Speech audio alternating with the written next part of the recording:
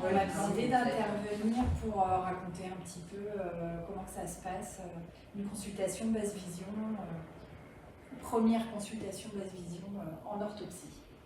Voilà.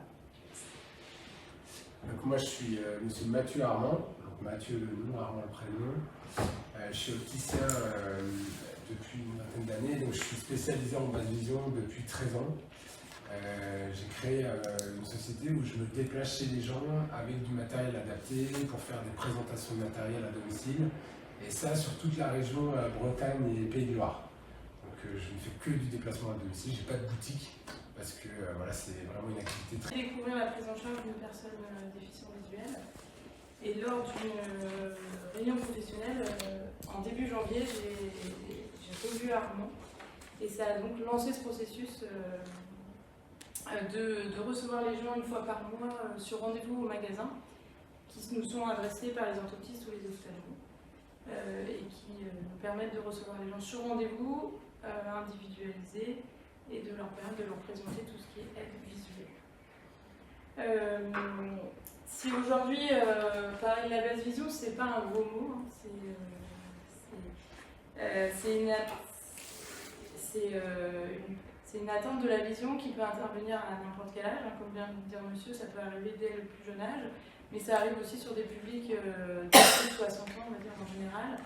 Ce que vous voyez à l'écran, c'est la situation que arrive pour les personnes qui ont de la DMLA, la dégénérescence maculaire liée à l'âge, qui est une atteinte centrale avec une tache qui s'installe sur l'œil, hein, et qui va progresser au fil de l'âge, mais qui peut aussi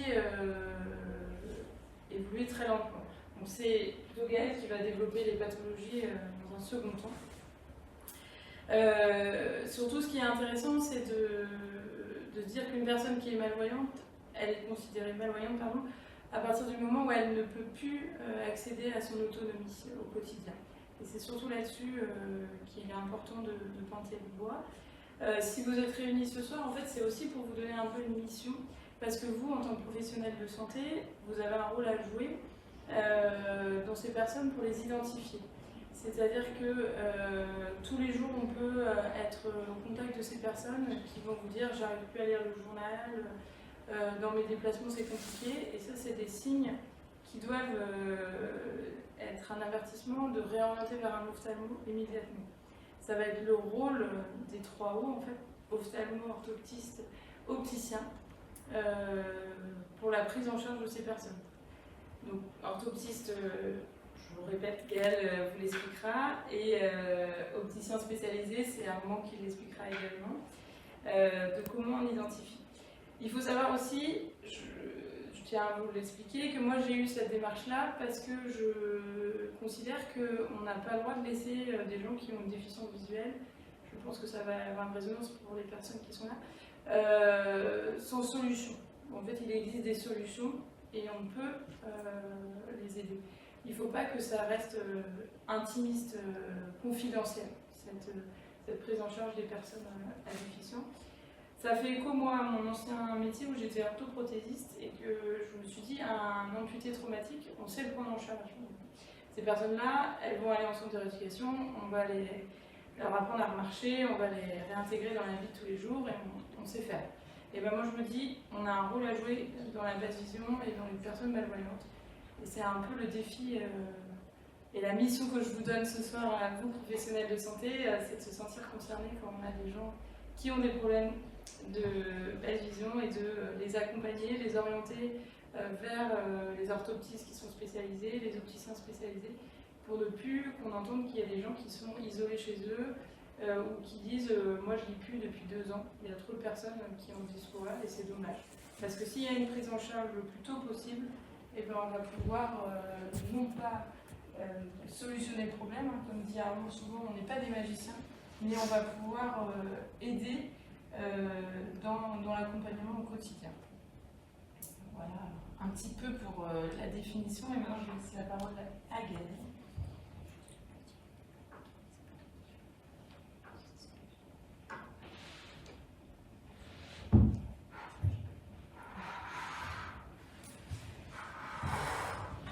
Alors moi je vais vous parler de ce qu'on peut faire en orthoptie, c'est-à-dire le patient qui arrive chez l'orthoptiste parce qu'on lui a demandé de venir. Il ne sait pas trop pourquoi, nous non plus. Donc souvent, on va commencer par discuter un petit peu, mais moi je vais vous rappeler pourquoi l'orthoptiste est concerné, ça va parler aux ergots aussi en fait, hein, c'est le concept de vision fonctionnelle, c'est-à-dire qu'avant on pensait qu'on allait juste soigner l'œil et on s'est rendu compte quand même que la vision c'était pas que l'œil, qu'on pouvait passer par d'autres, tout ce qui est coordination, tout ce qui est regard et tout ce qui est environnement peuvent être aussi adaptés et ça fait partie de la vision au final. Et donc très longtemps l'orthoptiste intervenait pour les DMLA qui ne se soignaient pas et les autres DMLA se soignaient. Enfin, il y avait vraiment une dichotomie entre les deux. Depuis, on s'est rendu compte quand même qu'au final, certaines dégénérescences maculaires conservaient la vision centrale, donc il n'y avait pas trop besoin de travail orthoptique, que les piqûres, c'était pas si simple que ça. Au final, on reçoit tout le monde et on voit ce qu'on peut faire. On repart à zéro complètement, il n'y a plus de dogme. Donc je vais vous parler essentiellement de la DMLA, parce que malgré le public présent, c'est quand même le fort pourcentage des patients qui viennent pour une basse vision en consulté. Donc juste vous dire que la rééducation, ça ne fait pas récupérer de l'acuité visuelle, ça ne fait pas guérir, ça ne fait pas revoir comme avant, on n'est pas des psychologues, c'est pas non plus de l'occupationnel. Et on ne vient pas voir l'orthoptiste pour faire plaisir à son entourage, à ses enfants. On vient quand normalement on a décidé de faire quelque chose. Et par contre, ça peut aider à comprendre son trouble visuel, à adapter les activités pour qu'elles soient de nouveau possibles, mais d'une manière différente. C'est aussi un accompagnement quand même si on n'est pas psychologue, on est là quand même pour accompagner une personne sur un projet de vie et donc ça peut donner la motivation. Et puis l'idée c'est quand même de retrouver une certaine autonomie. C'est pas de relire les petits caractères du Trégois. Alors du coup quand le patient il arrive, donc j'ai passé un peu vite, il n'y a pas de dire ça, c'est qu'en fait on passe beaucoup de temps à faire un espèce d'entretien un peu dirigé si on peut. Parce que nous on a quand même pas mal d'informations à récolter. On essaye d'avoir des éléments sur tout ce qui est antécédent, sur tout ce qui est matériel. Donc souvent, là j'ai mis une multitude de lunettes et de loupes et les gens arrivent avec leur sac et puis on fait le tri. Celle-là c'était en 1900 combien, on remet des post-it, c'est les lunettes de loin, de près, celle-là les progressifs n'ont jamais marché, il faut bien s'y retrouver parce que souvent il y a plein de trucs qui ont été essayés. Donc voilà, on va tester l'acuité visuelle de loin, de près et surtout œil par œil. Parce que souvent on a un œil qui est meilleur que l'autre, il faut déjà comprendre comment on regarde tout ça. Ensuite on va venir chercher la vision des contrastes, parce que l'acuité visuelle c'est une chose, mais surtout en Bretagne, le sol est gris, le ciel est gris, les imperméables sont gris, les voitures sont grises. C'est ce qui est le plus compliqué, la vision des contrastes, c'est ça qui donne vraiment l'impression de perdre en acuité visuelle, alors que c'est pas le cas quand on mesure du bon noir sur blanc, souvent c'est quand même assez préservé. Donc là on va faire le point sur la vision des contrastes, et puis alors je vous ai mis des filtres parce que du coup ça peut orienter aussi sur des essais de filtres.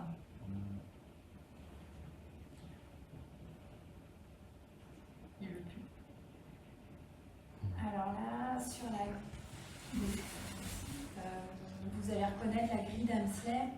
C'est un test caractéristique qu'on a beaucoup diffusé il y a quelques années pour évaluer ce qu'on appelle les métamorphopsies. Donc on va regarder s'il y a des déformations sur la rétine de la personne, œil par œil. On va regarder aussi son champ visuel.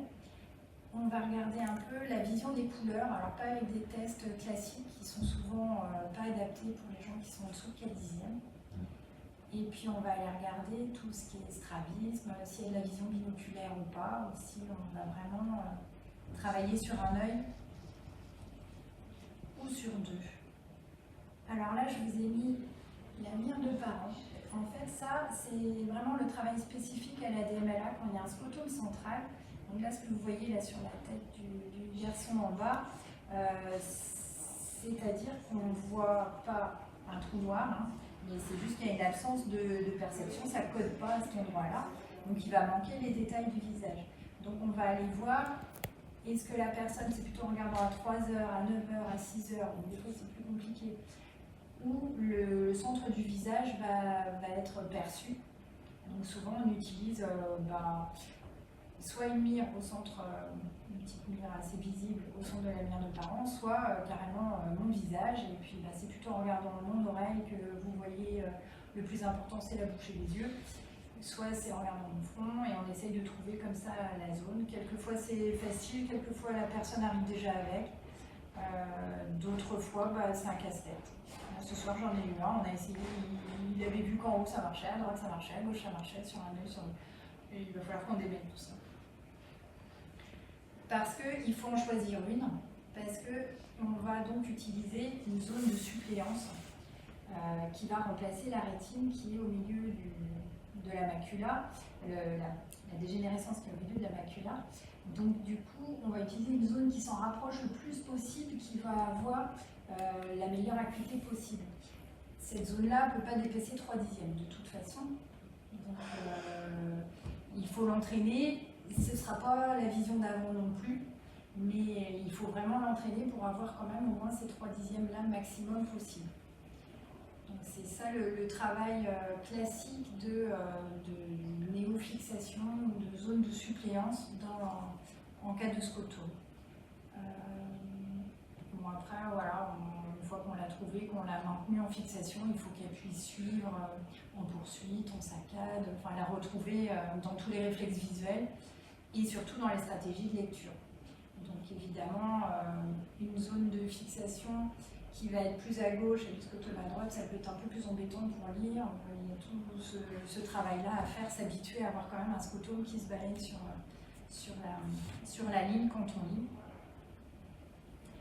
Après, on va pouvoir essayer un peu, alors là c'est pendant le bilan, la première visite, c'est vraiment du tout venant. J'essaye rapidement les filtres jaunes, je ne fais pas plus compliqué. J'essaye vite fait, moi, Max TV en vision moins pour voir s'il y a un gain. C'est des petites aides pour... moi, j'ai pas du gros matériel, j'envoie chez l'opticien quand il s'agit de le faire. Mais voir un peu comment la personne réagit avec quelque chose de petites choses assez simples, une loupe à main, donc comment elle se débrouille, des fois ça peut être la cata, ça savoir s'en servir.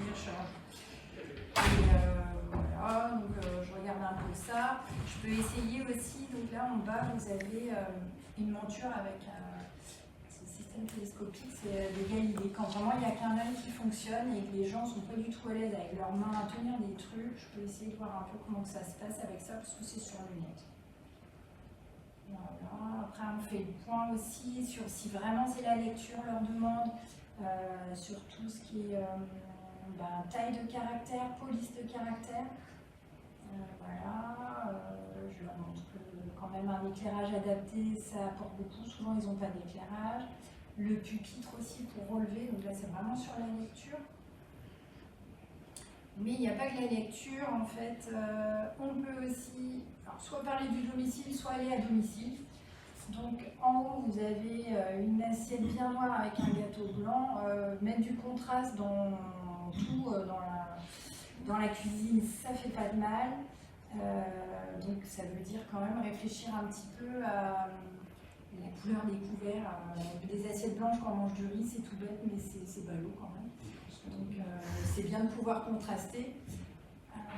Sur le service des petits, on a réfléchi au final, le seul, si on ne veut pas avoir 10 assiettes, le bleu, en général on mange rarement des trucs bleus, et ça tranche souvent le bleu et le reste. Ça peut être une bonne couleur intermédiaire. Donc voilà, éviter surtout aussi tout ce qui est toile cirée avec des motifs. Quand on a des scotomes, des endroits qui ne voient pas sur la rétine, il y a des phénomènes de complétion, c'est-à-dire qu'on ne voit pas le trou noir, effectivement, le cerveau va reboucher, va photoshopper avec ce qu'il prend autour. Donc si vous mettez des choses sur une toile cirée avec des motifs répétitifs et que ça tombe dans le scotome, eh ben, ce sera de la toile cirée. Vous allez à tous les coups faire tomber le verre. Donc il faut vraiment tout le temps penser de l'uni, du contraste. C'est pas évident de contraster tout sur tout, parce qu'au bout d'un moment, on revient sur les mêmes couleurs, mais déjà prendre ça comme principe pour adapter un peu à domicile. Je vous ai mis à côté, donc on va prendre de gauche à droite. Donc là, le dé tactile, c'était pour montrer que le tactile, ça peut être pour tout, en fait, des petites boules transparentes pour régler la cafetière, la machine à laver, c'est des petits trucs tout bêtes, des petites gommettes un peu en relief pour donner des indices vraiment tactiles. C'est discret, la personne sait où c'est et ça peut être vite automatisé. On peut aussi parler adaptation parce que les gens qui commencent à ne pas bien voir ne connaissent pas forcément tout ce qui se fait déjà en adaptation. Et là, par exemple, le Scrabble, il y a un Scrabble géant, quoi, et c'est vraiment géant. Avec des cases qui sont préformées, en fait, ça glisse pas, enfin, il y a vraiment plein de choses qui se font. Et quand bien même, ça peut aussi s'adapter, si vraiment il y a un jeu, tout peut être fait. Je vous ai mis un passe-fil aussi pour enfiler les fils dans les aiguilles. Si j'ai une petite mamie qui voulait juste repriser les chaussettes, parce que je faisais ça facilement avant, c'est pas, parce que c'est vrai que la couture, souvent, c'est quand même ton sur ton le fil. Donc, si c'est vraiment des choses qui sont reprises des chaussettes, on peut très bien reprendre un peu la couture.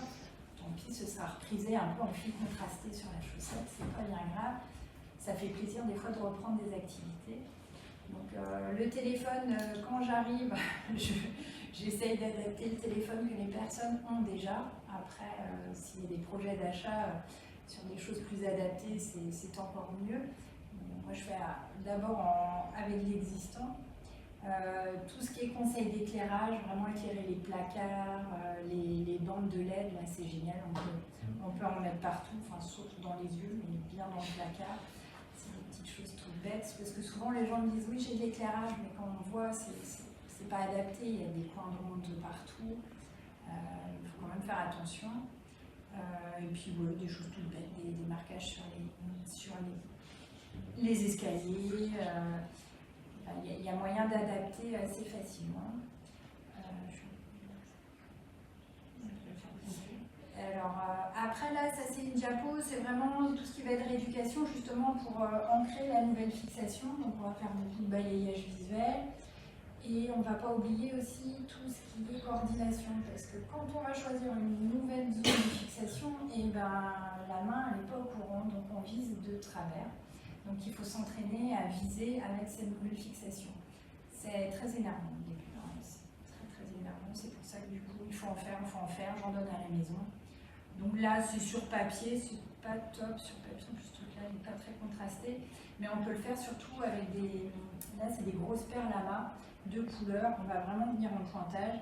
La perle tombe, on a perdu, la perle tombe pas, on est loin. C'est vraiment s'entraîner à viser. Après, on a aussi tout plein de petits jeux qu'on peut utiliser de manière un peu transversale dans nos séances, mais il faut juste qu'elles soient un peu plus contrastées et adaptées ou un peu agrandies. Tout ce qui est suivi de ligne, donc ça c'est plus pour s'entraîner à la lecture. On a aussi maintenant pas mal de logiciels qu'on va trouver, donc là c'est orthotrainement, on peut venir cliquer. Ça peut des fois pour certains patients âgés qui ne sont pas très informatisés, de jouer sur ça dédramatise un peu de se mettre à jouer sur l'ordinateur et en plus on voit, on se dit ah, c'est pas mal. Donc des fois ça peut les amener un petit peu à se mettre sur tablette, tout doucement. Donc, voilà. Et bien j'ai fini. Donc j'ai été très vite, j'ai pas tout développé. Si vous avez des questions, ce sera après, mais c'est maintenant. Je n'ai pas de topo précis. C'est vrai que là, on a évoqué beaucoup la DMLA qui est une cause importante en fait de déficience visuelle, certes, Mais c'est vrai qu'il n'y a pas que la DMLA, il y a plein d'autres problématiques. Et les problématiques, en fait, elles peuvent commencer très tôt et très jeunes. Pourquoi? Parce que il y a des problèmes, on va dire, centraux, périphériques, toutes sortes de déficits visuels. La DMLA, ça va atteindre le centre de la rétine. Il peut y avoir l'inverse, par exemple, avec une rétine pigmentaire, où en fait ça va être une vision tubulaire. Les gens vont avoir l'impression de regarder dans un trou de serrure. C'est-à-dire, vous pouvez tester, hein, vous mettez votre doigt comme ça, vous regardez dedans, voilà, c'est comme ça que voient les gens. Les outils, les aides qu'on va apporter, elles ne vont pas toujours être les mêmes. On va devoir l'adapter à chaque personne, à chaque besoin. Et puis, la prise en charge va être différente quand on va prendre quelqu'un qui a un certain âge et qui n'a jamais été habitué à vivre avec son défaut visuel, qu'un jeune enfant qui lui va être pris en charge par des centres et qui va pouvoir apprendre à vivre avec son défaut visuel et mettre en œuvre plein de compensations différentes pour avoir une vie quotidienne où au final ces problèmes de vue ne vont pas impacter à chaque fois sa vie. Il va vraiment pouvoir s'habituer à vivre avec ses soucis visuels. C'est pour ça que c'est important de prendre en compte qu'on peut trouver des solutions pour tout type de problématiques. Les solutions, elles ne sont pas forcément avec du matériel adapté, comme nous, opticiens, on va proposer. Elles peuvent être des fois avec du matériel grand public. Par exemple, il y a une nouveauté là, qui est sortie récemment, c'est les lunettes de chez Ray-Ban, où vous avez une caméra sur le côté, et cette lunette a intégré de l'intelligence artificielle et va permettre en fait de décrire une photo qui va être prise. C'est-à-dire que vous allez pouvoir lui dire « Hey Meta, prends une photo et décris-moi ce que tu vois ». Donc là, la lunette va prendre en photo ce qui se passe face à la personne et va lui dire ce qu'il est en train de regarder. Donc dans la rue, ça va lui permettre d'avoir une description des enseignes, d'un panneau de rue. Et ça, bien entendu, que quelqu'un qui n'est pas technophile, qui n'a pas de smartphone dernière génération, ou Android ou Apple ne va pas pouvoir utiliser ce genre de produit. Mais ce qu'il faut s'imaginer, c'est que toutes les personnes plus jeunes qui ont accès aux nouvelles technologies, qui vont apprendre à utiliser les nouvelles technologies, même avec leur handicap visuel, vont pouvoir utiliser des solutions comme celle-ci. Donc, ce qui est important de se dire, c'est qu'il y a des solutions qui sont spécialisées. Et là, nous, on va vous les présenter ce soir dans la salle d'à côté. Mais il y a aussi toutes sortes de mécanismes grand public où là, la seule chose qu'on va avoir à faire, c'est donner des fois un simple conseil aux gens pour pouvoir utiliser une solution adaptée à son trouble visuel. Le marché, la basse vision pour moi, par exemple, il se distingue en 3 parties. Je vais équiper des enfants dans le milieu scolaire, par exemple, où l'éducation nationale va mettre à disposition du matériel adapté pour que les enfants puissent être scolarisés normalement. Ensuite, je vais équiper des postes de travail. Donc ça va être des gens qui vont être dans le milieu de l'emploi, avec une problématique visuelle, et on va adapter leur poste de travail pour qu'ils puissent continuer à travailler et voilà, qu'ils n'arrêtent pas juste à cause de leur handicap. Et ensuite, bien entendu, je vais avoir la prise en charge de la personne âgée. Le dernier point important qu'on n'a pas forcément abordé et qui peut être intéressant pour vous, c'est la prise en charge financière. Parce que c'est vrai que bien souvent, les outils, les aides techniques, elles ont un prix et ça peut être un frein dans la mise en place de matériel. Donc déjà, pour les enfants de moins de 20 ans, il y a un code LPP, donc vraiment un code sécu, qui permet d'avoir une loupe électronique qui serait pris en charge intégralement pour certains modèles, avec un faible reste à charge pour d'autres, à un public de moins de 20 ans. Au-delà de 20 ans, il n'y a plus de prise en charge sécurité sociale. C'est-à-dire que la Sécu, il y a 0 prise en charge pour les aides techniques liées à la vision, hormis une paire de lunettes. Donc à ce moment-là, les seules solutions qui vous sont proposées, c'est la MDPH. C'est-à-dire que il va falloir déclarer votre handicap, il va falloir faire des démarches administratives pour être reconnu comme une personne handicapée. Et à ce moment-là, on va pouvoir obtenir des aides sur plusieurs thématiques en fait avec la MDPH. Ça peut être l'aide humaine, l'aide, le matériel adapté, les aides exceptionnelles comme par exemple de la formation, et même une aide financière parce qu'on ne peut plus subvenir à ses besoins étant donné que par exemple on ne peut plus travailler. Donc c'est vraiment important que dès qu'on déclare un handicap visuel, de se déclarer le plus tôt possible à la MDPH. Pourquoi? Parce que au-delà de 60 ans, c'est plus possible. C'est-à-dire que pour pouvoir bénéficier de la MDPH, il faut que votre handicap visuel il soit déclaré avant les 60 ans.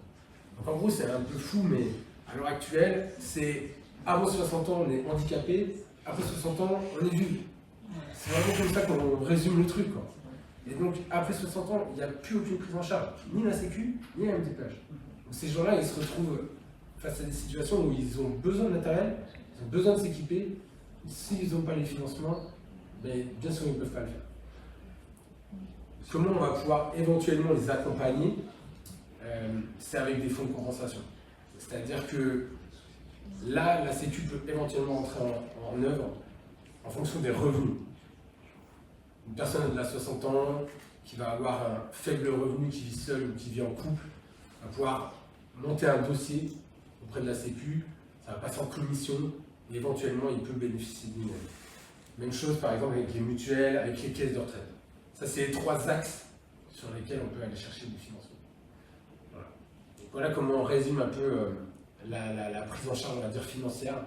Et le frein aussi à cette prise en charge financière, c'est le côté administratif. C'est-à-dire qu'ils sont malveillants, ils ne peuvent pas faire leur papier tout seuls, et on leur demande de faire des dossiers comme ça, où ils vont déclarer tous leurs revenus, toutes leurs charges, ils vont devoir faire une photocopie de 50 000 factures pour pouvoir obtenir une aide. Donc il faut qu'ils puissent être accompagnés par des assistantes sociales, par éventuellement des associations comme la VH qui, sur des dossiers même MDPH ou sur des aides financières, accompagnent leurs adhérents. Et il n'y a que comme ça qu'on va pouvoir avoir une prise en charge globale de la déficience visuelle. Donc je ne sais pas si éventuellement, après notre intervention tous les trois, vous avez des questions, si vous voulez aborder certains points. J'en avais une, excusez-moi. Si par exemple, en fait, une administration, quelle qu'elle soit, en fait, un établissement médical, avait par exemple un lot de personnes qui avaient un problème de vue. Peuvent-ils faire la demande au niveau du département pour avoir une aide financière pour l'acquisition de matériel adapté?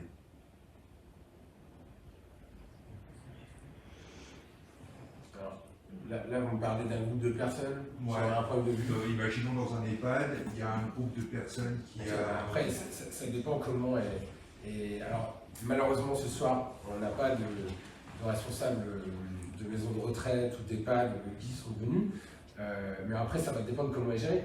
Une partie des EHPAD, déjà, c'est géré par les mairies, ou par les régions, et ainsi de suite. Ouais. Donc, ça dépend de si les gens qui gèrent cette partie-là, ils sont motivés à mettre en place du matériel ou pas. Là, j'ai intervenu pendant 2 jours au salon autonomique la semaine dernière. Sur le public que j'ai rencontré pendant 2 jours, j'ai eu une administration de maison de retraite qui est venue me voir pour éventuellement mettre en place du matériel dans une salle commune pour les résidents. Et en 13 ans d'activité, j'ai une seule maison de retraite que j'ai équipée. Donc je pense que la réponse, c'est il faut qu'ils s'équipent eux-mêmes et qu'ils n'attendent pas malheureusement sur la résidence pour s'équiper. À l'heure actuelle, en tout cas, c'est comme ça. L'objectif maintenant, c'est d'aller sensibiliser ces gens-là pour leur dire il y a des solutions, mettez du matériel adapté dans une salle commune. Comme ça, au moins, les gens qui sont déficients visuels, vous allez leur apporter une réponse. Et comme ils ont plus de 60 ans, généralement, ces personnes-là ne peuvent pas avoir accès à du matériel spécialisé. Ils peuvent avoir accès, mais sur leurs données personnelles. Voilà, c'est ça. Alors avec des démarches administratives, comme on l'a évoqué tout à l'heure, qui sont lourdes et qui sont difficiles.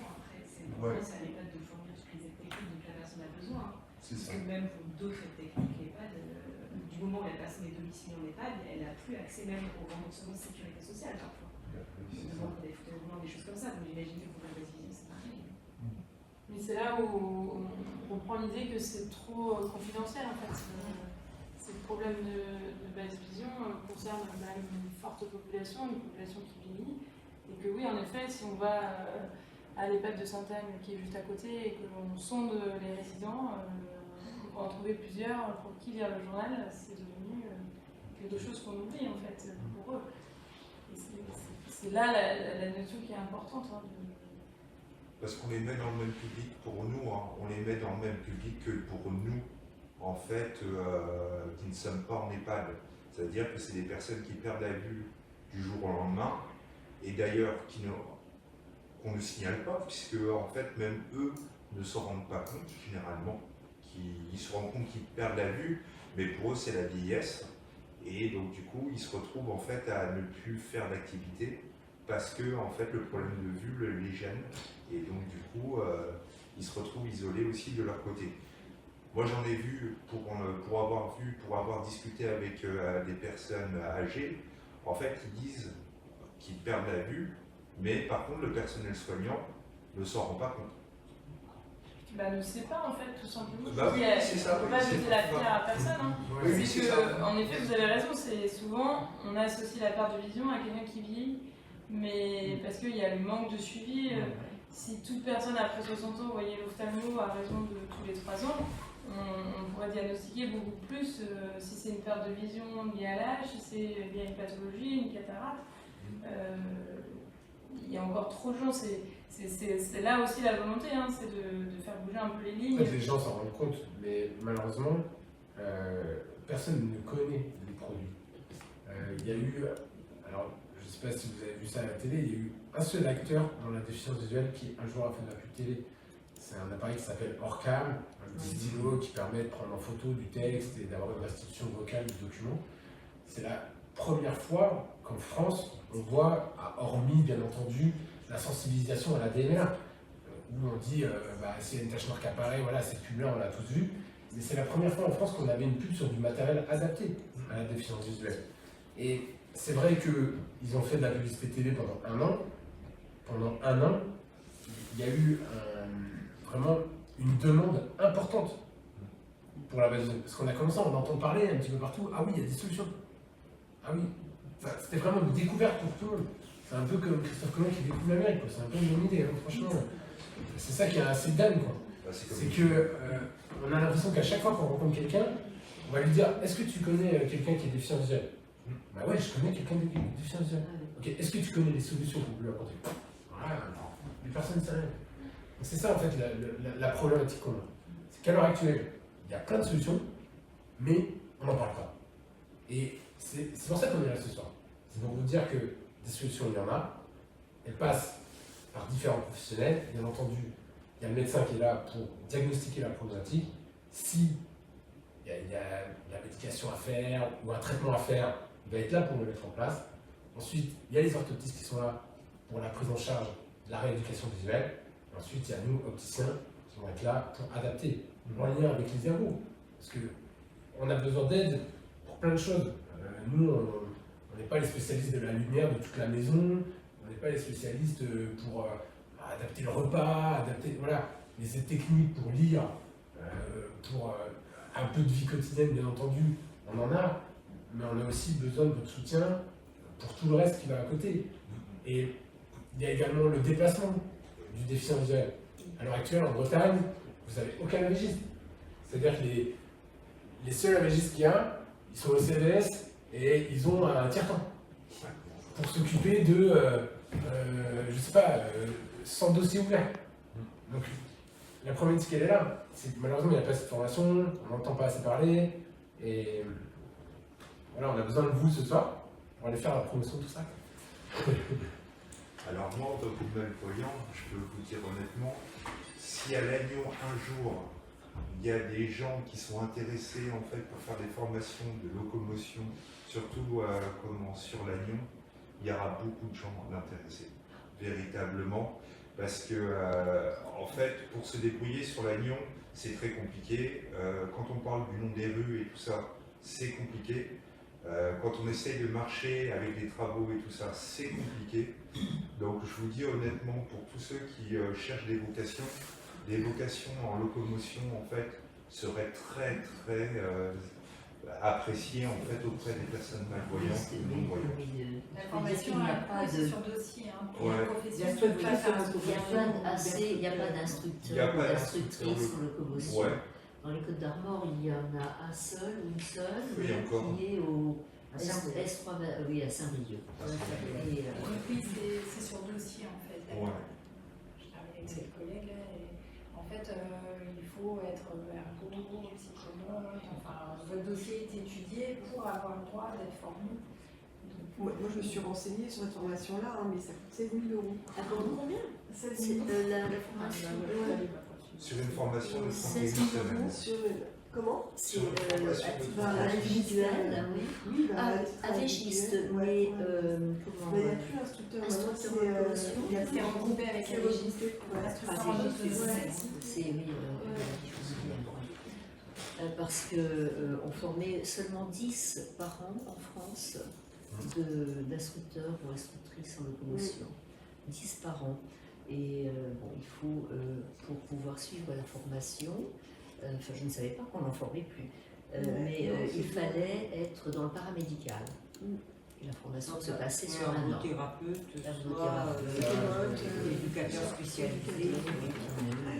On est hors de prix cette formation sur Modin en plus. 16 000 €, oui, c'est dissuasif. Moi personne, c'est des établissements qui. Bah, c'est des établissements, mais bon. très peu font ça sur leur dossier. Ouais. Bon, après, c'est un métier. Même établissement. On en trouve dans les établissements spécialisés qui vont prendre en charge par exemple les enfants. Et là, l'enfant, de toute façon, il va apprendre, donc il va apprendre à le diriger, il va apprendre à utiliser les outils quotidiennes. Mais en fait, c'est plus pour l'après.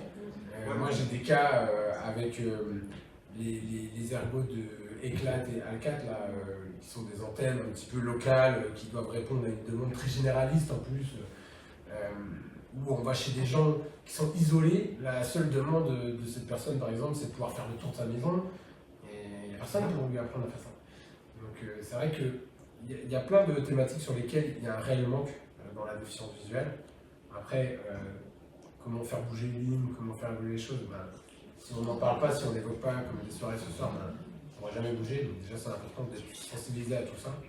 Et puis après, il faut remonter ces informations, d'aller les voir à des gens qu'on connaît, ou machin, pour voir que ça puisse bouger un petit peu les lignes, qu'on puisse trouver des solutions. Alors, vous parliez tout à l'heure de lecture du journal.